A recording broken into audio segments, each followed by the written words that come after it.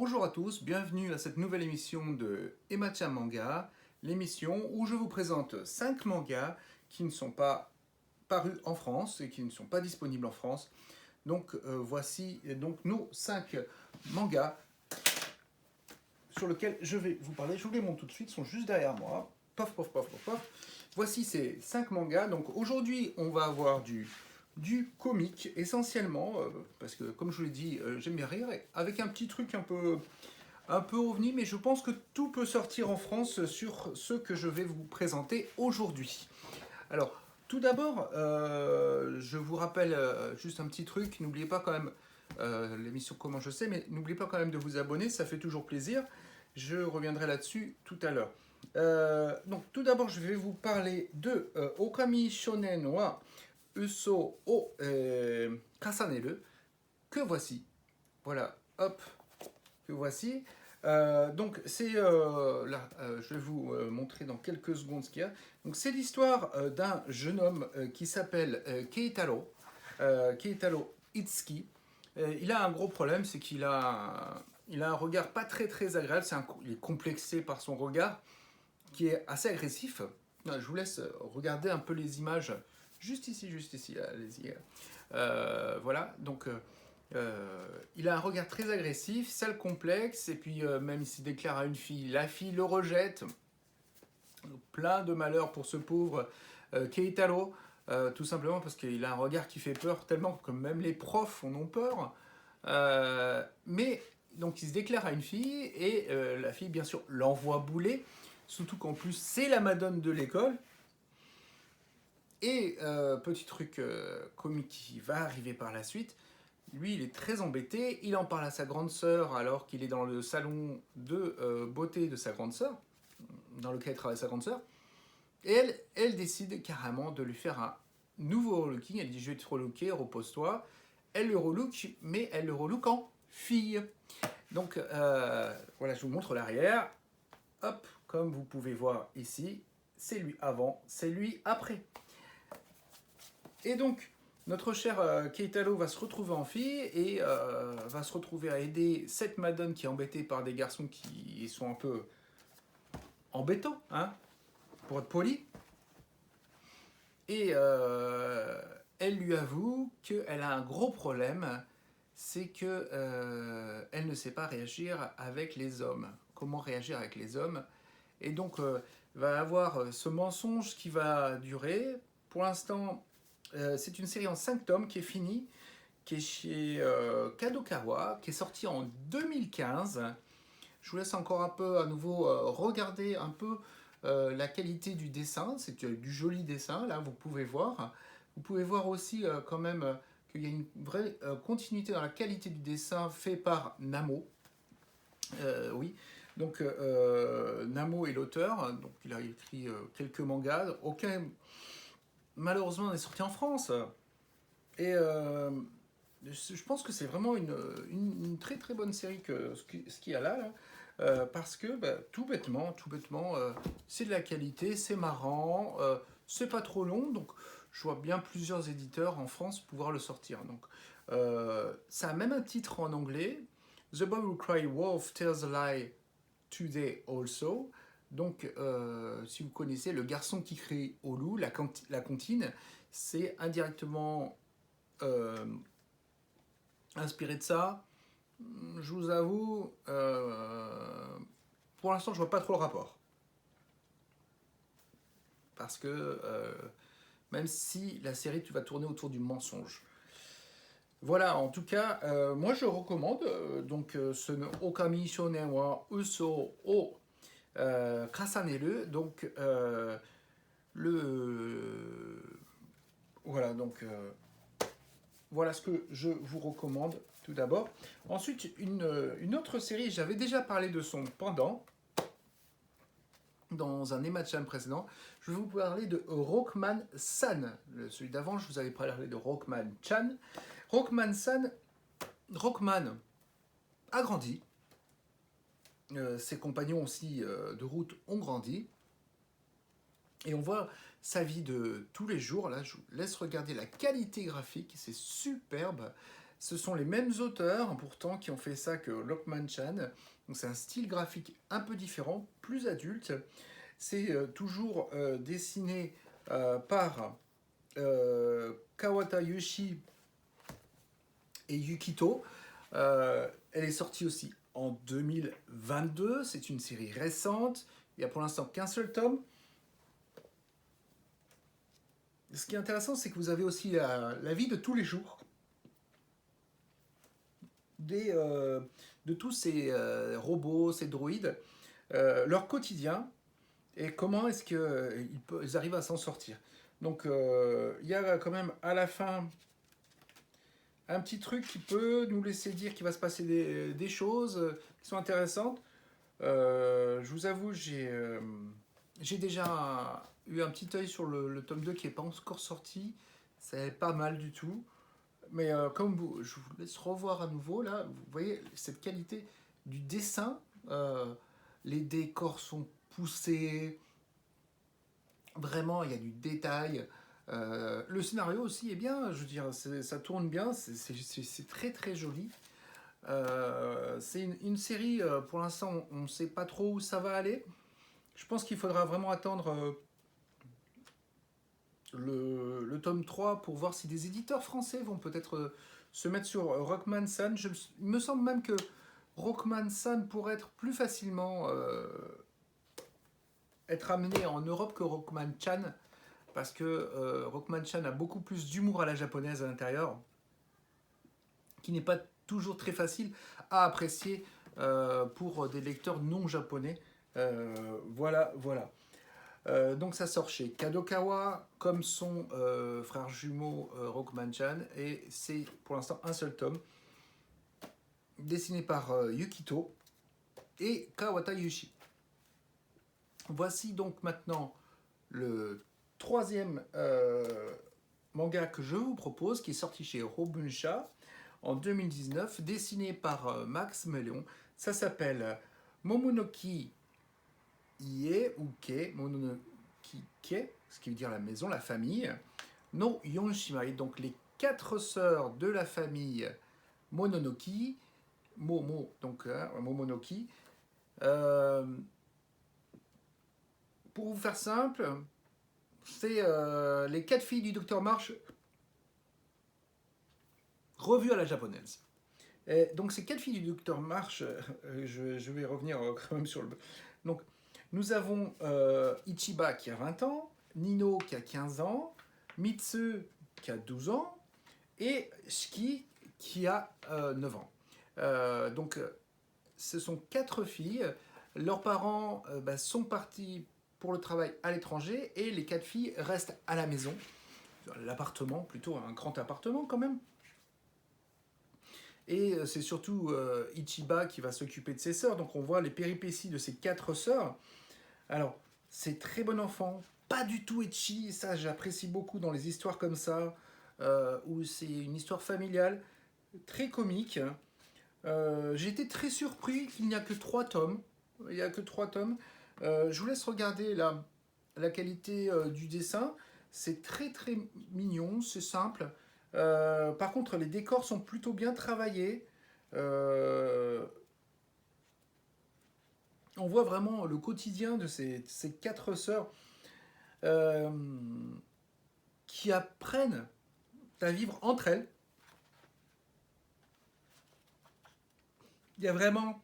les filles ont vraiment... c'est mignon, quoi. C'est mimi tout plein. Moi, je sais que...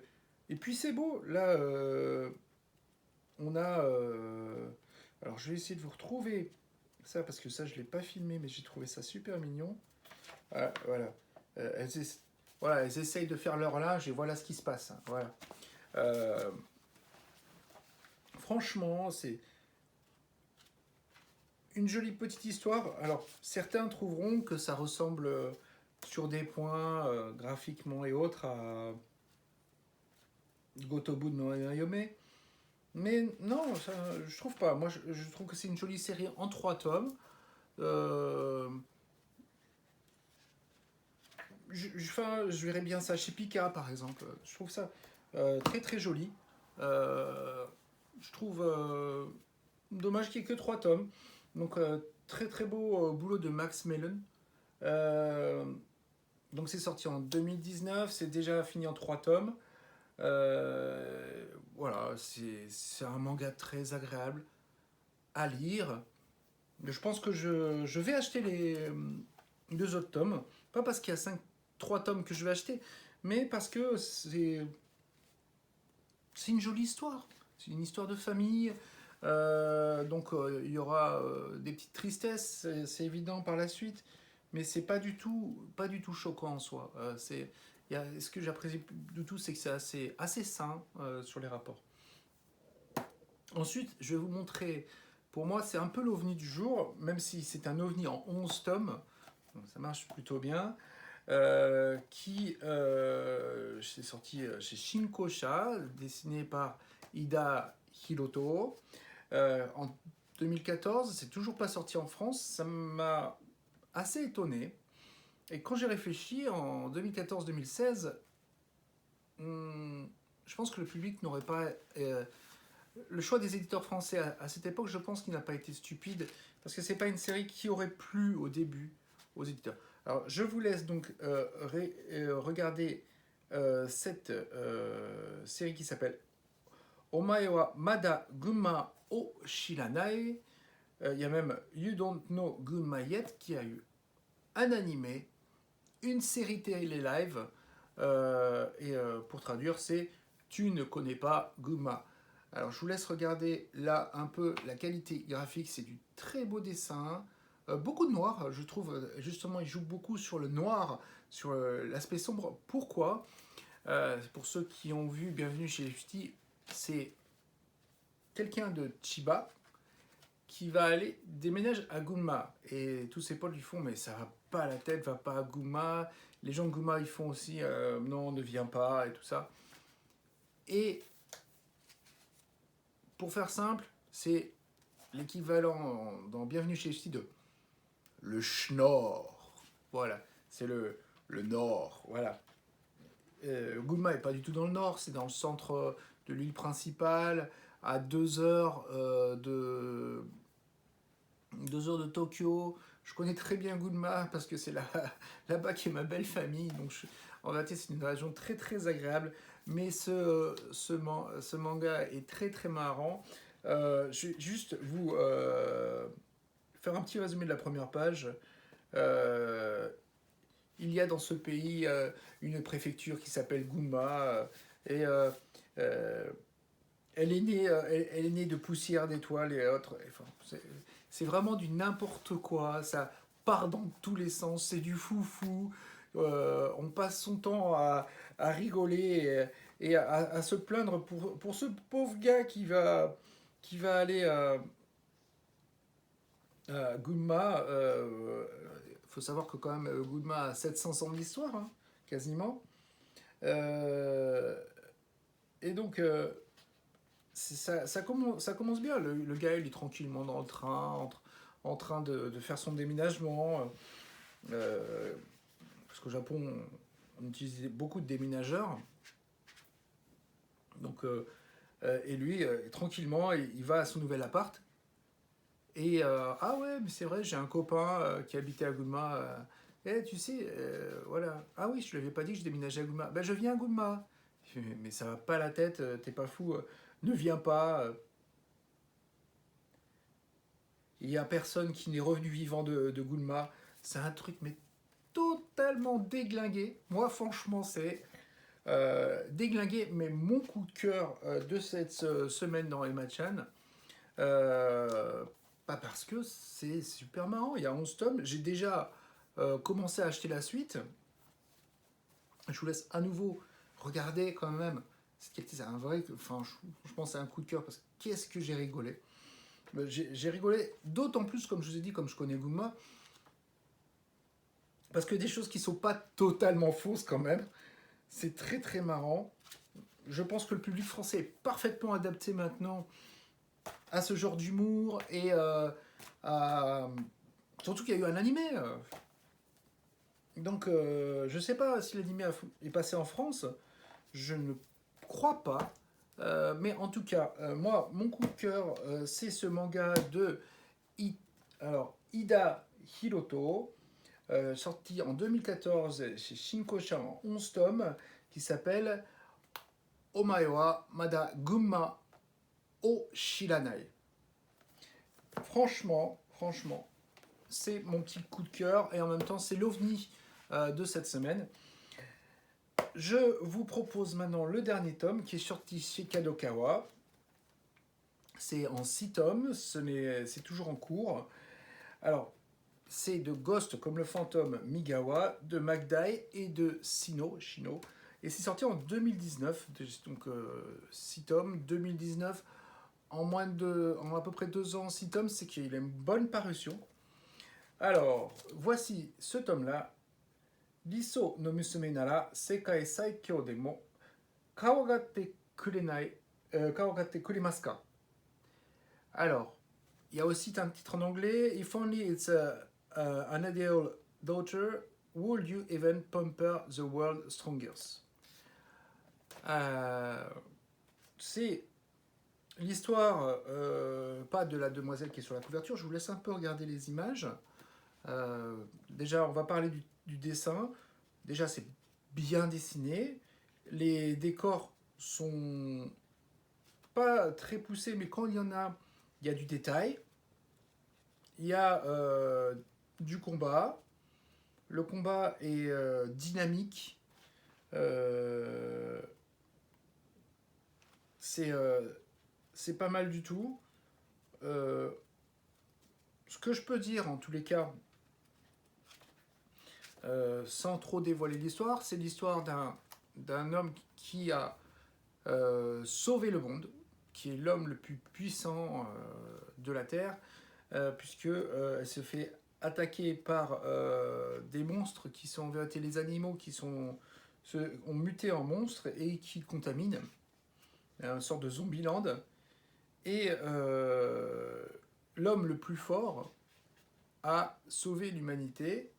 Et après avoir sauvé l'humanité,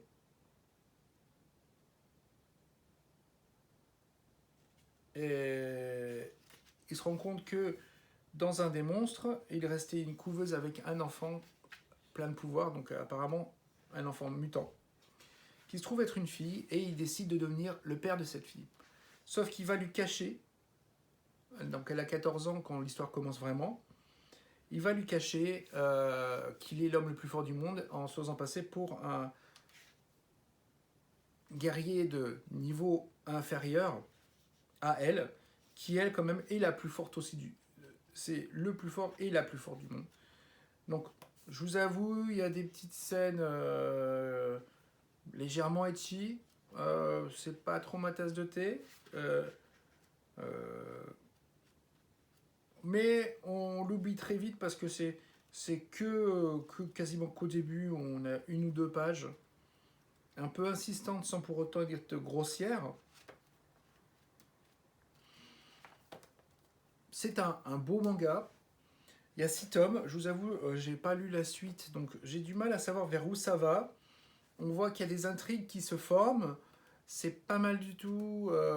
Scénaristiquement, on se demande qu'est-ce qui va se passer quand elle va découvrir que son père est plus puissant qu'elle. Ou est-ce qu'elle va devoir, comme elle est mutante, est-ce qu'elle va devoir se battre un jour contre son père? Voilà. Son père adoptif. On ne sait pas trop.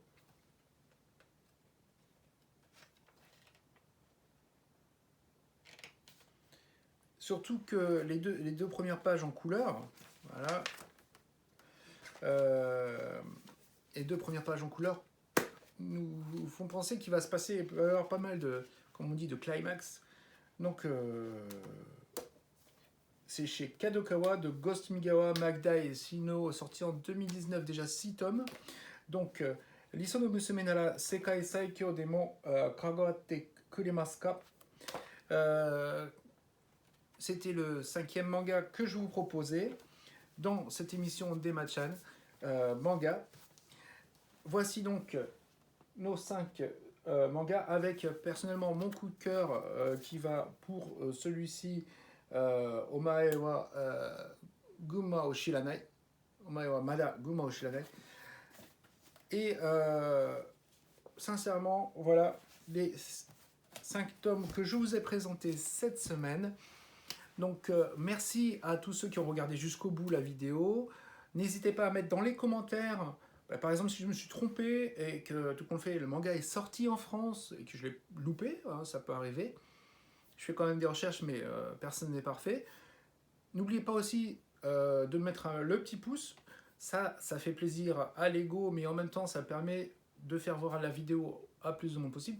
Et aussi de vous abonner en cliquant aussi sur la cloche, en mettant bien la cloche en noir, de manière à ce que vous soyez avertis pour toutes les vidéos que je pourrais mettre sur Emma-chan, bien sûr. En tout cas, encore, merci à vous. Je vous dis donc à très bientôt. Bye bye. À la semaine prochaine.